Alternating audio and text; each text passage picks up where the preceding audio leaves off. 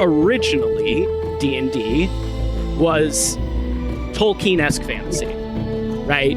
Like, sure, you had orcs and goblins and elves and dwarves, but like you were kind of supposed to play a human, and you would encounter fantastical beasts and mythical creatures and whatnot, but like in order to expand the world beyond just the kind of stuff that you would find in Lord of the Rings,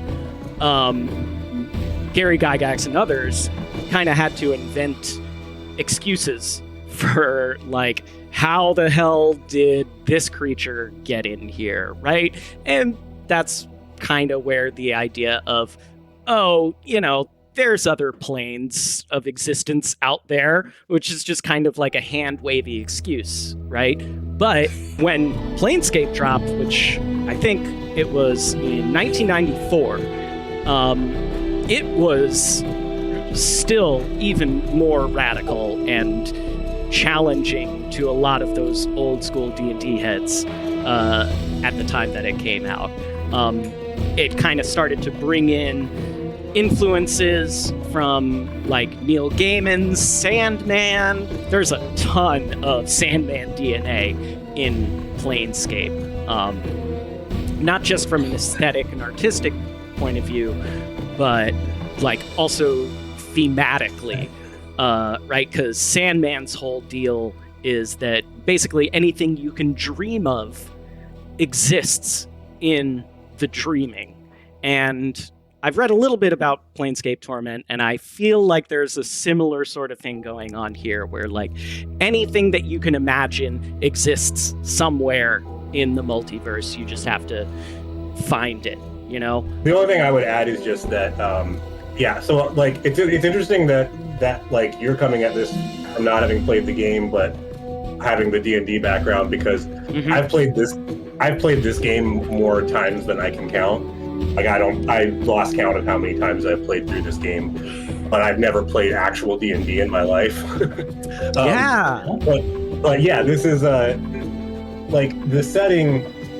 I read a lot about the setting after I first became obsessed with this game, right? Because I was really interested in everything about how it was created, and it's very cool how like basically the developers who were making this game, they were longtime computer role-playing game developers, and they were just really sick of making games in the same setting over and over again. Like even if it wasn't technically like D&D Forgotten Realms, it was always like, oh, we met an elf and he gave us a quest, and they were just like, so basically like the whole way that this game happened was they were just like, we want to make a role-playing game that completely does away with every stupid like trope from all of the games that we've worked on and played in the past. And Planescape was just like the perfect setting to do that in, because it was already so completely unique compared to all the other ones. So, I mean, this game basically was lightning in a bottle. Like no one could ever recreate what happened with this. It was just exactly the right people with the right idea at the right time who got the opportunity to make it. What's my opinion on what? On the Planescape setting. I have literally no idea what the fuck is going on. I could give you an opinion, but it would be a lie. So, fuck around and find out. That's my opinion. All right. How do you like this build? Persuasiveness, personal magnetism, ability to lead. The higher your charisma, the more favorably others will react towards you. Your charisma is exceptional. I definitely feel like being charisma-based will be great for this playthrough. I want to talk to a lot of people. He wants to be the bard. He's the bard. Yeah, I always want to be the bard. So that's the angle. Yeah. So the intelligence, memory, reasoning, deductive skills. High intelligence help you regain memories faster, whatever that means. Gives you more dialogue options and aids your mates. So more dialogue options, definitely good. So I feel good about that. Wisdom. intuition, common sense, and willpower. High wisdom helps you recall memories and gives you a bonus to experience points. Oh shit!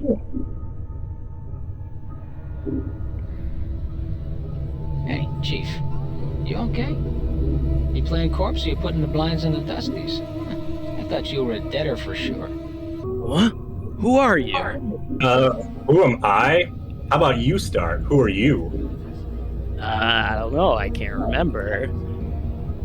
You can't remember your name? Well, next time you spend the night in this burg, go easy on the bub. Name's Mort. I'm trapped here too. Trapped? Yeah, since you haven't had time to get your legs yet, here's the chant. I've tried all the doors, and this room is locked tighter than a chastity belt. Nice. Damn. We're locked in? Where? What is this place? It's called the Mortuary. It's a big black structure with all the architectural charm of a pregnant spider. The mortuary? What? Am I dead? Not from where I'm standing. You got scars aplenty, though. Looks like some Burke painted you with a knife. All the more reason to give this place the laugh before whoever carved you up comes back to finish the job. Scars? How bad are they? Well, the carvings on your chest aren't too bad, but the ones on your back... Say, looks like you got a whole tattoo gallery on your back, Chief. Spells out something. Tattoos on my back? Sweet. What does mine say? It says, dude. It says, this ass belongs to... This ass belongs to daddy. All right. What do they say? Yeah. Looks like you come with directions. Let's see, it starts with, I know you feel like you've been drinking a few kegs of Styx wash, but you need to center yourself. Among your possessions is a journal that'll shed some light on the dark of the matter. Farad can fill you in on the rest of the chant if he's not in the dead book already. Farad? Does it say anything else? Yeah, there's a bit more. Let's see, it goes on, don't lose the journal or we'll be up the sticks again. And whatever you do not tell anyone who you are or what happens to you, or they'll put you on a quick pilgrimage to the crematorium. Do what I tell you. Read the journal, then find Farad. No wonder my back hurts. There's a damn novel written there. As for that journal I'm supposed to have with me, was there one with me while I was lying here? No, you were stripped to the skins when you arrived here. Besides, looks like you got enough of a journal penned on your body. What about Farad? Do you know him? Nobody I know, but then again, I don't know many people. Still, some Burke's gotta know where to find Farad, once we get out of here, that is. How do we get out of here? Well, all the doors are locked, so we'll need the key. Chances are one of the walking corpses in this room has it. Walking corpses? Yeah, the mortuary keepers use dead bodies as cheap labor. The corpses are dumb as stones, but they're harmless and won't attack you unless you attack first. Okay. I'm gonna save this, because I'm gonna not try to engage in combat if I don't have to. Kind of as a rule, but obviously I'm gonna probably break my own rules at some point. So, is there some other way? I don't want to kill them just for a key. What, do you think it's gonna hurt their feelings? They're dead. But if you put a bright side to this, if you kill them, at least they'll have a rest before their keepers raise them up to work again. Well, alright. I'll take one of them down and get the key. Well, before you do that, arm yourself first. I think there's a scalpel on one of the shelves around here. Alright, I'll look for one. One last thing. Those corpses are slow as molasses, but getting punched by one of them is like being kissed by a battering ram. They start getting an edge on you, remember you can run and they can't. Use it to keep some distance if you need to recover. Alright, thanks for the advice. Is he gonna aggro? Alright, I hope not. Alright. And then done. And then up. Alright, you found the scalpel. Now go get those corpses. Don't worry, I'll stay back and provide valuable tactical advice. Wow, you're a fucking pussy. Maybe you could help me, Mort? Piece of shit. I will be helping you. Good advice is hard to come by. Wow. Wow. Alright then. Time to introduce these corpses to the second death, then. What the fuck is fucking death? Jesus Christ. Yeah, good question. Yeah, what if I go talk to him? What if I just go talk to him? What happens? He's gonna bite your face off. I'm gonna go He's talk on to him. bath salts. This shambling corpse looks like it has been dead for several years. The skin along its forehead has peeled back, revealing its chalk-white skull. Someone has chiseled the number 569 into the exposed bone. Interesting. Jesus Christ. Alright, I'm gonna ask him. I was waiting for Sarah to comment on that one. 569? No. I'm looking for a key. Do you happen to have one? Chief, they can't hear you, alright? They're dead. But you're dead and you're talking to me. Yeah, but I'm special. Yeah, we're going to 569 o'clock. Death couldn't kill my zest for life.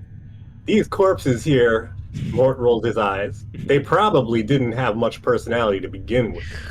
I see. Look, Chief, watching you try to swap the chant with these corpses isn't doing much for my morale. Let's leave the corpse talk for the barmies, alright? Whoa, that sounds racist. Alright then, let's go.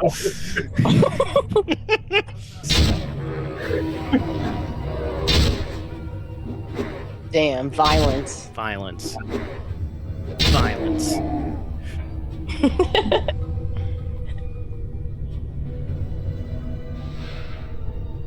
The key. Finally. Some advice, Chief. And keep it quiet from here on. No need to put any more corpses in the dead book than necessary, especially the femmes. Plus, killing them might draw the caretakers here. I don't think you mentioned it before, but who are these caretakers? They call themselves the Dustmen. You can't miss them. They have an obsession with black and rigor mortis of the face. They're an addled bunch of ghoulish death worshippers. They believe everybody should die, sooner better than later. I'm confused. Why do these dustmen care if I escape? Damn. Weren't you listening? I said the Dusties believe everybody's gotta die, sooner better than later. You think the corpses you've seen are happier in the dead book than out of it? Damn. Actually, about those corpses, where do they all come from? Well, death visits the plains every day, Chief. These shamblers are all that's left of the poor sods who sold their bodies to the caretakers after death. Before you said something about making sure I didn't kill any female corpses, why? What, are you serious? Look, Chief, these dead shits are the last chance for a couple of hardy bashers like us. We need to be Jesus sure. fucking Christ. No hacking them up for keys, no lopping their limbs off, things like that. What? Last chance? What are you talking about? Chief, they're dead. We're dead. See where I'm going? Huh? You can't be serious. Chief, we already got an opening line with these limping ladies. Oh, Jesus fucking Christ. Oh, God, at Nasty. least once. We'll have something to talk about. They'll appreciate men with our kind of death experience. Oh, You fucking my nasty. God. Suna says, leave the corpse in peace. What are you, my parole officer? Oh, that's great. Wait, didn't you say before that I'm not dead? Well, alright, you might not be dead, but I am.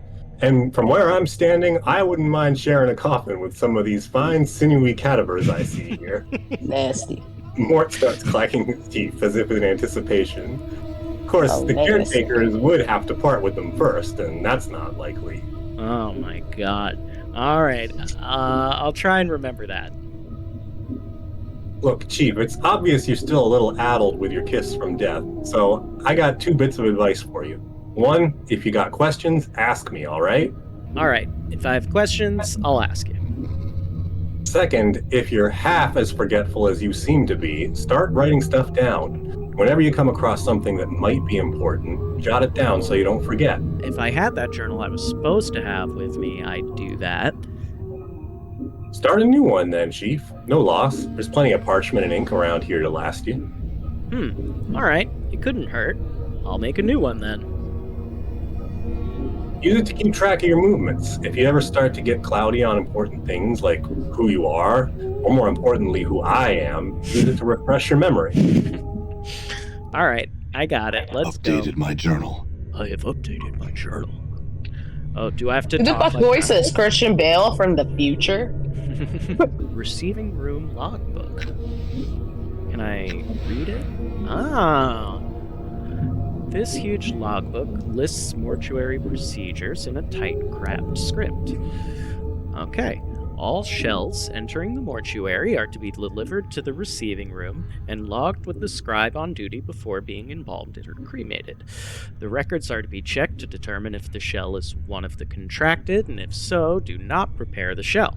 Move the shell to one of the preparation rooms, contact the scribe on duty, and notify him that a contracted shell is to be raised. Jesus Christ. This is like a the kind of handbook you get when you start some shitty retail job.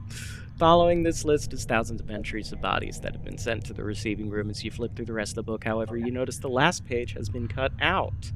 Oh. Damn. Alright, so I don't know how I died. Or didn't die, as the case may be. Anyway,